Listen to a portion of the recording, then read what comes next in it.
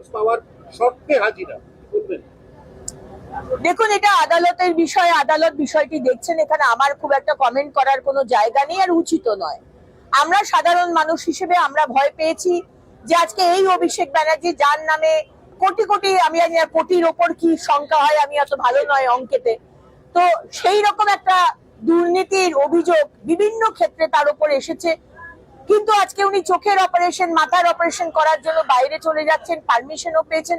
আমাদের বাংলার মানুষ হিসেবে শুধু ভয় হয়েছে যে উনি পালিয়ে না যান, ওনার চিকিৎসা আজকে হাজার হাজার আমরা মানুষ যদি সরকারি হাসপাতালে, ঠিক আছে আপনি আপনাদেরই তৈরি সরকারি সাদা নীল হাসপাতালে, যেখানে যদি চিকিৎসা না হয় তাহলে প্রাইভেট হাসপাতাল রয়েছে সারা ভারতবর্ষে, সেখানে গিয়ে চিকিৎসা করতে পারতেন, আমরা বোর্ড তৈরি করে দিতাম। কিন্তু সেটা না করে উনি বাইরে চলে যাচ্ছেন, আদালতও পারমিশন দিচ্ছে। আমাদের শুধু বাংলার মানুষ হিসেবে একটাই ভয়, উনি পালিয়ে না যান, উনি যে দোষ করেছেন তার শাস্তি যেন ওনাকে ভোগ করতে হয়।